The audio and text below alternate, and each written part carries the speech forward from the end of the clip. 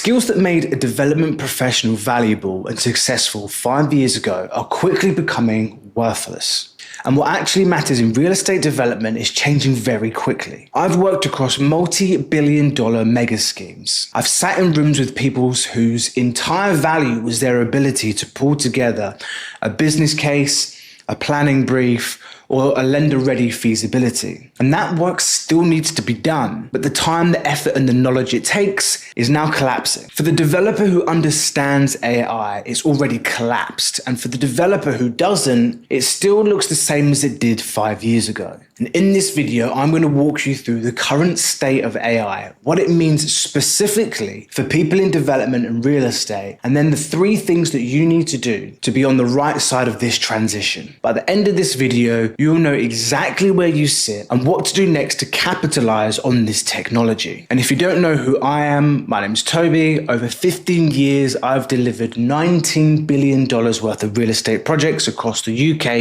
US, and Middle East. And now I work directly with development professionals to become AI power users. I automate their workflows so they can focus on strategy and building career-defining projects. So let's get into it. So before I get into the 3 things, I want to be clear about the reality of the situation without any hype. AI won't replace developers, but what will quickly happen is the developers who are using AI will quickly gain an unfair advantage of those who aren't. So whether you like it or not, this statement is the one that matters for you, your career and your business. Because the work hasn't disappeared, the feasibilities still need to be run, the business cases still need to be written, and the lender packs still need to go out. But what's changed is how long it takes to do that work and who can actually do it to the level of quality that's required. And that's what we're talking about today. White collar work done on a computer is a depreciating asset and is a depreciating skill. Not all of it, but a large chunk of it. Specifically, any task that follows a repeatable process with a structured output is now something that AI can assist with dramatically. And in development, that looks like planning, briefs, design scopes, design case, board papers, lender packs, feasibility summaries, meeting minutes, investment memos, deal analysis, all of the above. And the developer who can do these things is no longer rare because AI has significantly lowered the barrier to entry.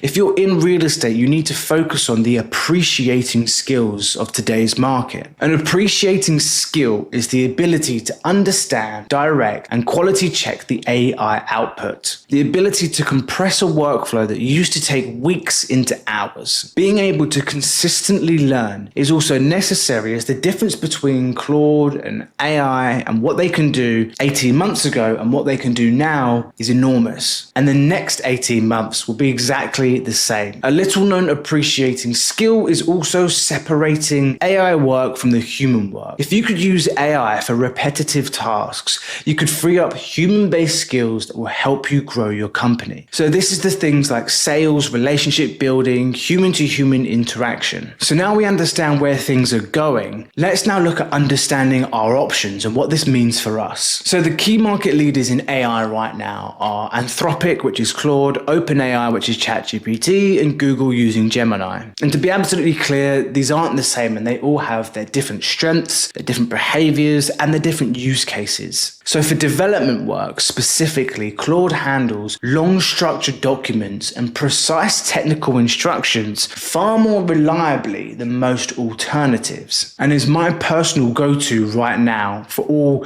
corporate-based tasks. ChatGPT is the most widely known, good for general use and strong for writing and research. And Gemini is tightly integrated with the Google Workspace, useful if your team runs on Google Docs or Drive, and it also has a really good research function. But if you're just getting into AI, you don't need all 3. You need one, and you need to understand it well. And if you're serious about becoming the top 10% in your industry, then buy and use the paid version of the tool, because the ROI will be minimum and the output you'll get will be 5x what you can get on the basic plans. But you need to also recognize that the AI model is not magic. It doesn't know your project. It doesn't know your market. You can train it to do so, and we'll get onto that later. It knows how to process structured input and produce structured output. So your job is to make sure you give it the right input. So now you know the importance of the inputs that you put into an AI. Let's talk about prompting specifically. Now, most people prompt like they're Googling. One line, no context, complex and vague instructions. And they get a generic answer and conclude that AI just isn't useful for them. But this is a prompting problem, not an AI problem, because effective prompting has 4 key components. The first one is context. Who are you and what are you working on? The second is role. What you want the AI to act as. So an engineer, an architect, a feasibility reviewer. And then we get on to format. How you want the output to be structured. Do you want it in a detailed report, in a memo? Do you want it in an Excel finished feasibility? And finally, specifics, the actual details that it needs to do the job. How could it understand about your specific project? So for example, if you were to say to AI, make me a planning brief for my development or for a residential development, it would come back with everything it knows about planning on residential development. However, if you were to say, you are to act as a senior planning consultant with 30 years of experience in London or New York or Dubai,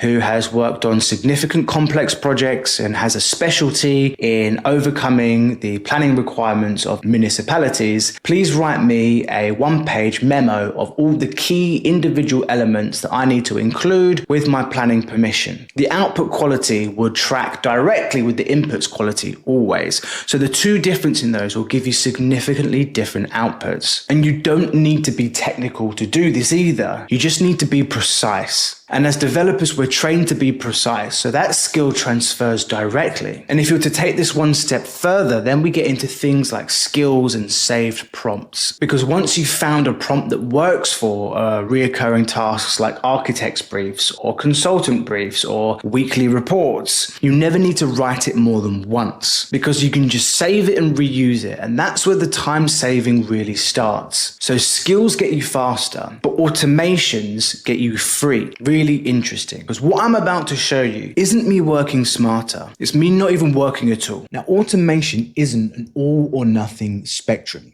and you start wherever you are. So the simple end will be things like transcripts into detailed meeting minutes and action lists circulated to your team in the format that you set. So 5 minutes for a single task that used to take an hour. The next level on top of that would be things like design scopes drafted from a brief, consultant appointment letters, board update summaries, and planning committee prep reports, all the way through to investment committee reports. And on the advanced end is something like what you can see on my screen now, which is a NAN workflow. And NAN is just a system that allows you to create these individual automations. And what it does is it goes through each of these individual websites and it finds me curated opportunities and land opportunities across the UK or the US or wherever I'm currently doing my deal. And then what it does is it sorts it through a series of requirements to make it very specific to what I look for in terms of land. Is it connected to amenities? Is it near public transport? Has it got access to it? All of these individual criteria that make sites worth me looking at. And then it provides me with a Monday morning opportunity list to explore. Now, this gets even stronger when the opportunities then pass through my individual automated feasibility skill. So it actually shows the margin. And what I can show you is the output here is this is what I get every Monday morning.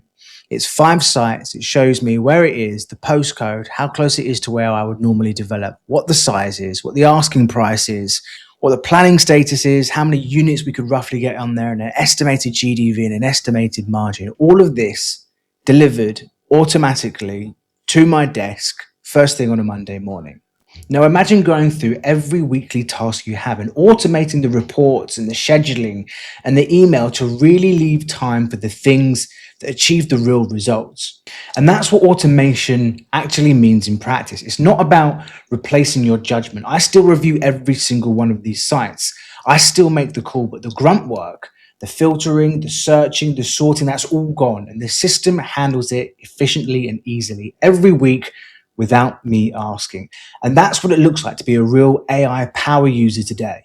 So there we have it. The three things you need to focus on are the models, the prompting, and the automation. That's the full picture of your AI playbook. And where you sit on the spectrum determines what move is next for you. And I've built something specifically to help you figure out what your next move is and how you can execute it. There are 3 resources for you in the description below. One is our automated development appraisal suite. If you want to see what the advanced end of the spectrum looks like in practice, it's a feasibility model that automates and runs all scenarios completely automatically. It formats lender-ready output and gives you the answer the moment your inputs land. So check that out. The second is a booking link. If you're ready to become an AI power user, or you want a shortcut for a process that you're building on, or if you want us to handle one of your workflows to compress it, we can book a call with us and we'll just talk you through how that might work. We'll map out exactly what automation looks like for you and your specific project and your specific process. And the third is a completely free questionnaire that gives you the detailed results on where on the AI readiness spectrum you currently are and how to start moving towards the end that you want to be at. If this was useful, subscribe as we release weekly videos going into the deep dive on all things AI in property, real estate and development and construction.